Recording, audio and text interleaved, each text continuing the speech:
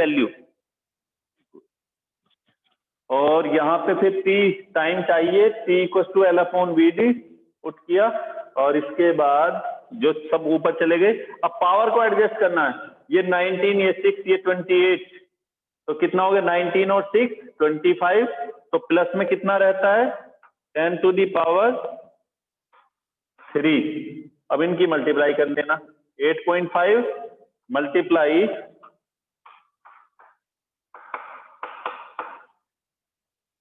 16 to जा 32, इन दोनों की मल्टीप्लाई करना और पावर प्लस में 3, 1 ही रह जाएगी क्योंकि डेसिमल 2 है नेगेटिव। तो 8.5 मल्टीप्लाई 3.2, 2 5 जा 10 और 2 8 जा 16 17, 3 5 जा 15, 3 8 जा 24 और 1 25, 0 12 6 और एक 7 2 27.20 इंटू 10 टू दी पावर 3, और ये क्या ही है हमारी सेकंड्स, है ना। सेकंड्स को आर में कन्वर्ट करना चाहते हो तो क्या करना होगा, इसको 3600 से डिवाइड। तो देख लेना जो भी तुम्हारी बनेगी बात तुम्हारे। नेक्स्ट अर्थ वगैरह वगैरह वगैरह, देखो काफी सारे हैं जो इसके जैसे ही हैं। तो अब मैं तुम्हें जो ज्यादा इंपॉर्टेंट है, जो पूछे गए हैं एक दो बार, उस पे लेके आता हूं।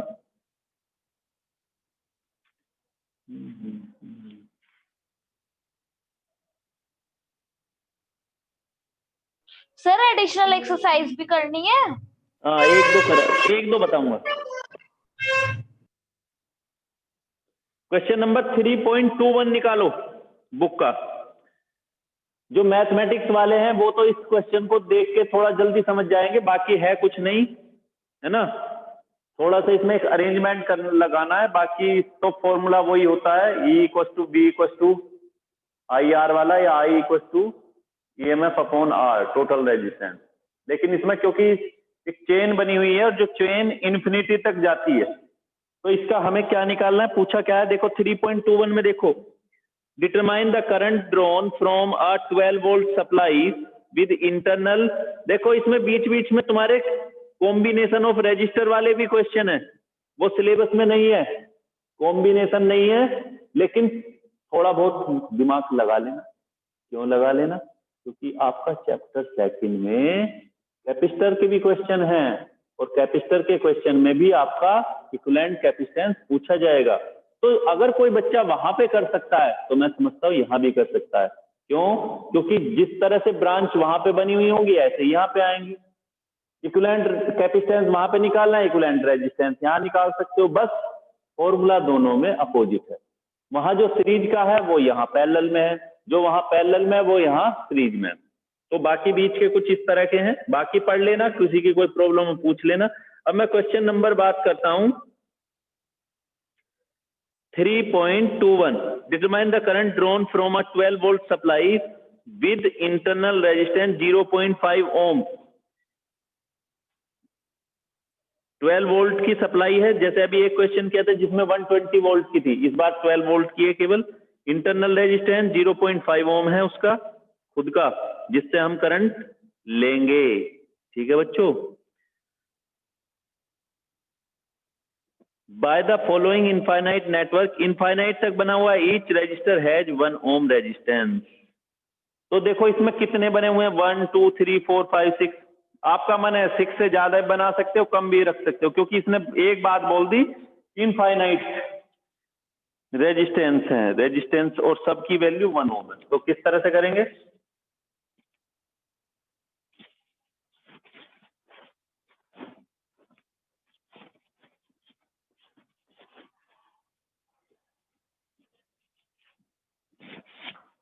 देखो जरा, शुरुआत लेफ्ट से कर सकते हो या राइट से, जैसे भी मन करे।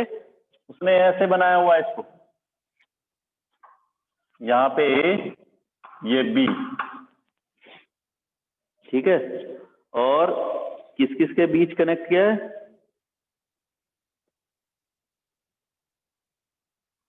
ए और बी के बीच, ए और बी के बीच उसने कनेक्ट किया एक सेल को, जिसका और एक इंटरनल रेजिस्टेंस यहां पे, और सेल का ईएमएफ 12 वोल्ट, इंटरनल रेजिस्टेंस 0.5 ओम, इस तरह से। अब आगे देखो जरा, 3 फिर 3 फिर 3 फिर 3, इस तरह।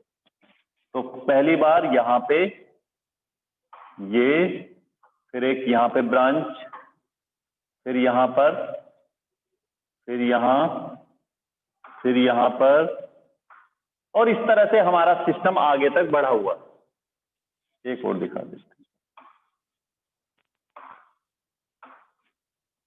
इस तरह से हमारा इंफिनिटी तक है बच्चों, पता नहीं कितने रजिस्टर कनेक्ट हैं।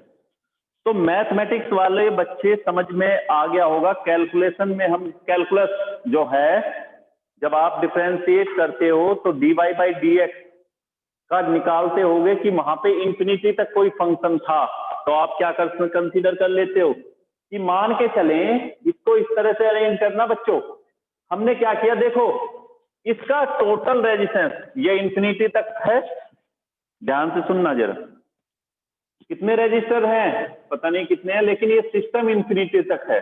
मींस हर बार यहां एक, फिर ये इस तरह से चलता जा रहा है, और कब तक, इंफिनिटी तक। तो मैंने कंसीडर किया कि इस सारे का रेजिस्टेंस कितना है। सपोज इस सारे का रेजिस्टेंस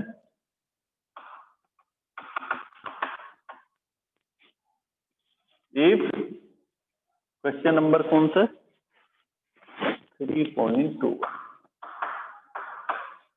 if total या equivalent resistance of the system, total resistance या equivalent भी बोल सकते हो, total resistance of system, और वो कितना कंसीडर किया, इक्वल टू, हमने ले लिया R या R equivalent हो, इसको R equivalent बोल दिया, ठीक है। अब इस सारे की जगह हम R ले सकते हैं, या इसको ऐसे भी तो कर सकते हैं। देखो मैंने अभी क्या किया, मैंने बोला तुम्हें कि हम एक बनाते और आगे इंफिनिटी तक दिखा सकते थे, या मैं एक और कनेक्ट कर दूं या एक रब कर दूं, तो फर्क थोड़ी ना पड़ने वाला है, जब भी इंफिनिटी बात रहेगी। तो इसी तरह से हमने क्या किया, इस सर्किट को इस तरह से कंसीडर किया, यहाँ पे सेल, ये इंटरनल रेजिस्टेंस, और यहाँ पर ये रजिस्टर, सबकी वैल्यू कितनी है, 1 ओम, ये याद रखना, ये भी 1, ये भी 1, ये सबकी वैल्यू 1 है। और आगे हमने क्या किया, एक रजिस्टर सारे सिस्टम की, जब मैंने क्या कहा, सारे सिस्टम का रेजिस्टेंस कितना है, सपोज R इक्विवेलेंट। तो हम क्या करें, इंफिनिटी तक है, अगर मैं यहाँ पे एक कनेक्ट और दिखा देता, और दिखा दें, या एक रब कर दें, तो फर्क तो पड़ने वाला नहीं, जब भी इंफिनिटी रहेगा। इसी तरह से हमने क्या किया, ये सिस्टम दिखाया, और इसमें इसका रेजिस्टेंस कितना बोल दिया, R इक्विवेलेंट, थोड़ा सा मुश्किल, इसको मैंने बोल दिया है Y बोल दें या सिंपल R बोल दें, क्योंकि कैलकुलेशन में हर बार बड़ा सा लिखना पड़ेगा। R इक्विवेलेंट को हमने R बोल दिया है, और वो R इक्विवेलेंट कौन सा है, ये भाई मैंने क्या किया, ये तीन एक साथ रखें, और बाकी पीछे वाला ये कंसीडर कर लिया कि सबका, देखो फिर से सुनो, मैंने बोला सारे का रेजिस्टेंस कितना है, इंफिनिटी, इस सारे का रेजिस्टेंस इंफिनिटी है। तो अगर हम इसमें एक रब कर दें या एक प्लस कर दें, तब भी कोई फर्क नहीं पड़ने वाला, क्योंकि हम बोल रहे हैं इंफिनिटी तक है। उसी तरह से मैंने क्या किया, इस सारे को ऐसे लिया, या ये बोल दें एक पोर्शन छोड़ के आगे का, तब भी R ही रहेगा। अब मेरी बात को जरा ऐसे समझना, मान के चले हमारे पास इंफिनिटी रेजिस्टर हैं, सीरीज में है, पैरेलल, ये हमें नहीं मालूम, लेकिन इक्विवेलेंट रेजिस्टेंस उनका सपोज R ओम है। अब अगर उसमें से, उन इंफिनिटी रेजिस्टर्स में से एक रेजिस्टर मैं निकाल दूं, या 2 निकाल दूं, या 3 निकाल दूं, चलो, तो कहां इंफिनिटी रेजिस्टर और कहां 1 या 2 की वैल्यू में कोई चेंज आएगा, नहीं आएगा। अगर चेंज आएगा भी तो वो नेग्लेक्ट वे में होगा, मेरी बात को समझना जरा। मान के चलें, नेग्लिजिबल वैल्यू। हाँ जी बिल्कुल सही है, नेग्लिजिबल वैल्यू। मान के चलें आप किसी दुकान से एक पेंसिल खरीदते हैं, जैसे इस तरह का एग्जांपल मैं पहले भी दे चुके हूं, तो वो पेंसिल की कॉस्ट लेगा शॉपकीपर जरूर। आप 100 पेंसिल लेते हो और बोले मुझे एक और दे दो, साथ में 100 ले रही हूँ, कम से कम एक तो चाहिए मुझे एक्स्ट्रा, तो वो बोलेगा क्यों, फ्री की है? बोले इतनी ले रहे हूँ, देख लो नेक्स्ट टाइम भी जरूरत पड़ेगी, तो वो सोचेगा चल एक को ले जा, क्योंकि हर पेंसिल की कॉस्ट मान के चलो 1 रुपया है, तो 100 रुपीज आपने उसको पे किया। अब 100 के बाद एक और आपने उसको मांग लिया, तो कितना बनता है 101। अगर 1 रुपया वो छोड़ भी देगा तुम्हारे ऊपर, तो कोई फर्क तो पड़ने वाला नहीं उसे। हाँ अगर सिंगल ही होती, 2 होती या 3, तब वो इफेक्ट आता उसके ऊपर, क्योंकि वो उस अमाउंट को छोड़ेगा नहीं, फिर तो कोई भी जाए एक लेगा, और कि एक ही तो ले रही हूँ क्या हो गया। लेकिन जब बड़ी अमाउंट लेते हैं उसके साथ 1-2 फ्री मिल सकती है। उसी तरह से हमारा क्यों मिल सकती है फ्री? ऐसा नहीं कि वो खैरात कर रहा है, इसलिए कि इतनी अमाउंट के बाद जो प्रॉफिट उसे हुआ, एक पेंसिल का प्रॉफिट वो ना भी ले तो वो डेसिमल में है, उसे वो छोड़ सकता है। उसी तरह से हमारा इस सारे का रेजिस्टेंस हमने कितना कंसीडर किया, R। अगर हम दो कितने हैं ये, 1 2 3, इन 3 को छोड़ भी देते हैं या इसको भी छोड़ देते हैं, तब भी हमारे इस सिस्टम के ऊपर कोई फर्क, कोई इफेक्ट नहीं आने वाला। अरे समझ में आया? इस पूरे सिस्टम के रेजिस्टेंस में कोई ज्यादा चेंज नहीं होगा। मेरी बात समझ गए बच्चों?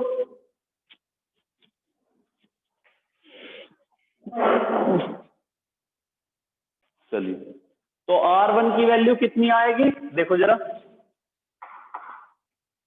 R1 की value R multiply 1 upon R plus 1, यही तो फॉर्मूला होगा सिंपल में। अब ये और ये किसमें, सीरीज में, सबको प्लस निकाल दो। देयरफॉर सारा टोटल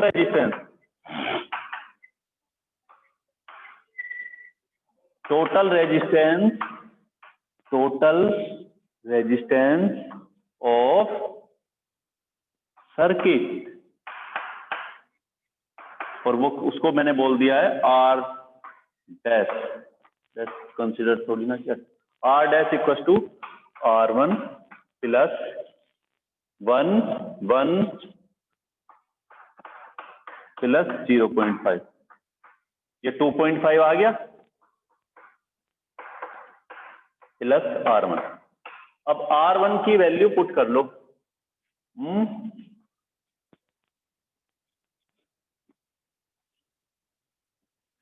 और ये हमारा क्या है, 2.5 प्लस R1 R डैश, इस तरह से।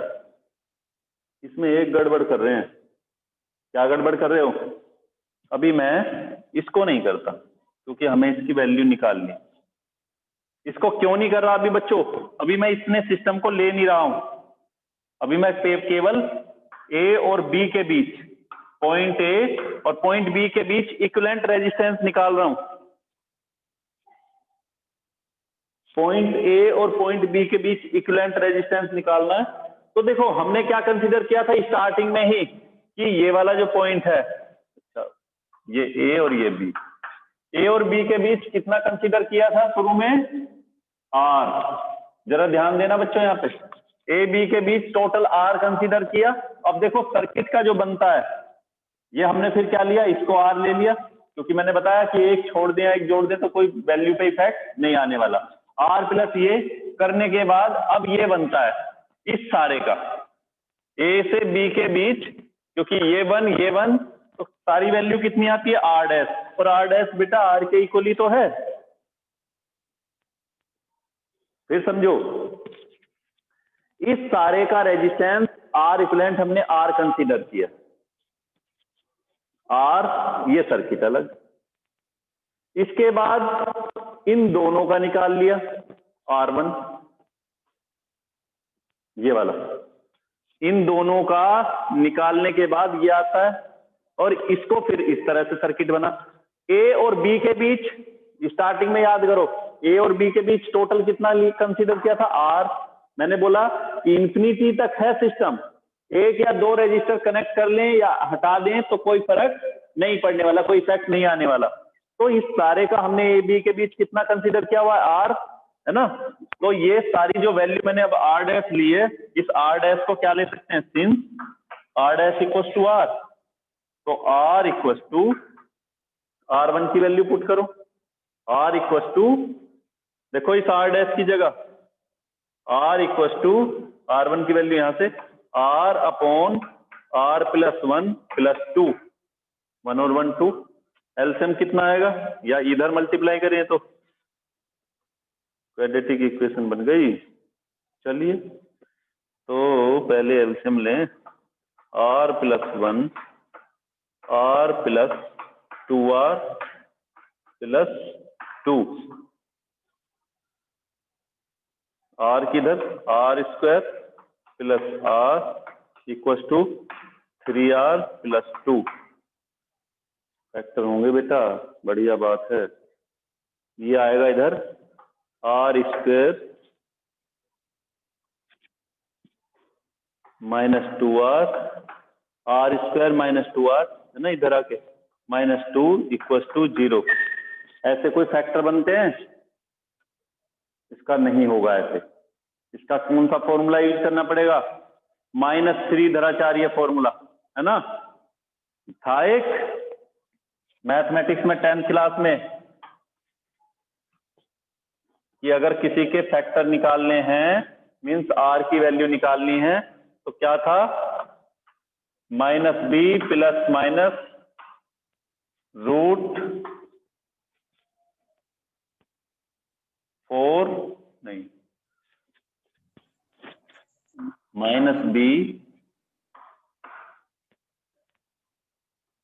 Under root b square minus 4ac, हाँ जी, under root b square minus 4ac, ये तो सही है ना, -b, चलिए अपॉन 2 है, ये था हमारा -b plus minus root b square plus 4ac upon 2a, put करो। r b की जगह क्या है, देखो ये तब होगा अगर इक्वेशन इस तरह से ax square plus bx plus c equal to 0, ठीक। तो b की जगह क्या है यहाँ पे 2, तो कितना आ जाएगा, अब x की जगह, यहाँ तो x फैक्टर है, तो यहाँ रजिस्टर हमें निकालना है किसका है, r की वैल्यू, तो क्या आएगा, r equal to minus b की जगह, सर हाँ जी, प्लस माइनस बी हो, वो माइनस ए होगा शायद ऊपर, जो आपने माइनस बी लिख रखा है। ये तो ठीक है, तो -b b plus square minus 4ac, minus आएगा उसके बीच। मैं सही लिख रहा था, तो चलो ठीक है, b स्क्वायर माइनस 4ac, ठीक, -b प्लस 1, ठीक है बेटा, अब सही है। तो यहाँ पे b की वैल्यू -2 रखोगे यहां से, तो माइनस माइनस हो जाएगा प्लस, देखो b की वैल्यू -2 है और वहां भी साइन माइनस, तो प्लस माइनस रूट b की वैल्यू -2 का स्क्वायर 4 माइनस 4a, a की वैल्यू 1, x स्क्वायर, a की वैल्यू 1, c की वैल्यू -2, इस तरह से, तो कितना, अपॉन 2 मल्टीप्लाई 1, तो क्या आएगा, 2 प्लस माइनस 4 माइनस 4 2 जा 8 और प्लस 8 हो गया अपॉन 2, 4 और 8 12, तो ये आ जाएगा 2 प्लस माइनस r की value, r equal to 2 plus minus root 12 होगा, और 12 को क्या लिख सकते, 2 2 जा 4 3 जा, तो 2 रूट 3 अपॉन 2, 2 भी कॉमन ले लेंगे, कैंसिल हो जाएगा, तो 1 प्लस माइनस रूट 3, ठीक है। तो देखो 2 ऊपर कॉमन लेंगे, कैंसिल, ये इस तरह से। तो r की वैल्यू, अब देखो एक चीज सुनो जरा, इसमें बड़ा कौन है, r equal to 1 plus minus 1.7321, √3 की वैल्यू ये आती है। अब अगर हम अगर हम साइन माइनस लें, भाई दो फैक्टर होंगे, एक प्लस में और एक माइनस में। ये अगर हम एक फैक्टर को, भाई जब हम निकालते हैं, अगर हम साइन माइनस वाला लेंगे तो माइनस ये और पॉजिटिव ये, तो वैल्यू किस में आएगी? नेगेटिव 0.7321। रेजिस्टेंस कभी नेगेटिव नहीं होता, तो नेगेटिव वाली वैल्यू तो पॉसिबल नहीं है। तो we will have to take R equal to 1 plus 1.7321। तो R की वैल्यू कितनी आ जाएगी? देखो दो फैक्टर होंगे, R1 और R2, माइनस वाला पॉसिबल नहीं, तो कैसा आएगी वैल्यू? R equal to 2.7321। ये रेजिस्टेंस हमें लेना होगा, किसका? इस सारे का। अभी 0.5 भी बचा हुआ है ना, 0.5 अभी बचा हुआ है इसमें, तो कितना आ जाएगा? देयरफॉर इसको मैंने बोल दिया R1 है कहीं पर नहीं, टोटल रेजिस्टेंस, यहां नहीं था ये टोटल रेजिस्टेंस सर्किट का, ये बिटवीन ए टोटल रेजिस्टेंस, या ये बोल दो resistance between A and B, यहां पे ये आया है। अब टोटल रेजिस्टेंस कितना होगा? टोटल रेजिस्टेंस, इसमें कितना प्लस करना है? 0.5। उसको मैंने बोला R1, तो R प्लस 0.5 कितनी आएगी? 2.7 की जगह 0.5 और प्लस करें तो ये आएगा 2.73, बस 2 डिजिट लिए प्लस 0.5, तो ये आ जाएगा 2.37512 3.23 ओम। अब बच्चों ये हमारा रेजिस्टेंस आया है यहाँ पे,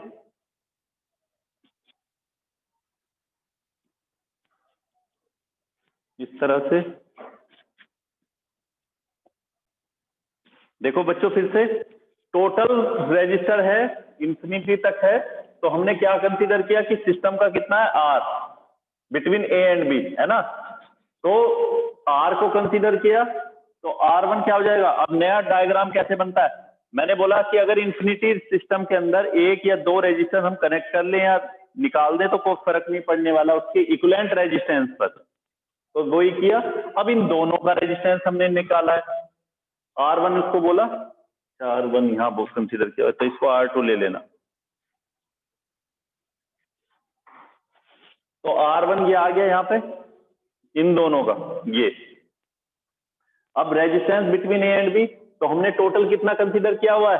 इसको मैंने डैश बोल दिया, R1 प्लस 1, क्योंकि ये अब ये और ये तीनों सीरीज में, और R डैश की वैल्यू कितनी है? शुरू में ले चुके R, तो R के इक्वल रखेंगे, फैक्टर कर लेंगे श्रीधराचार्य फॉर्मूले से, और ये करने के बाद हमारी वैल्यू ये आती है। इसमें प्लस माइनस भी है, तो माइनस नहीं हो आएगा कभी भी। क्यों नहीं आएगा?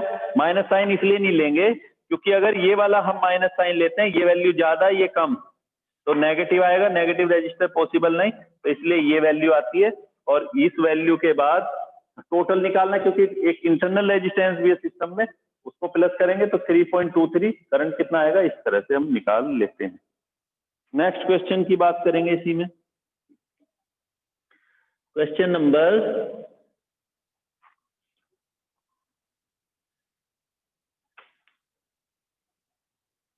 देखो, क्वेश्चन नंबर 3.22, थोड़ा फिगर 3. जो भी है, और क्या है इसमें, अभी डायग्राम बनाते हैं। स्क्रीनशॉट लेना है तो ले लो।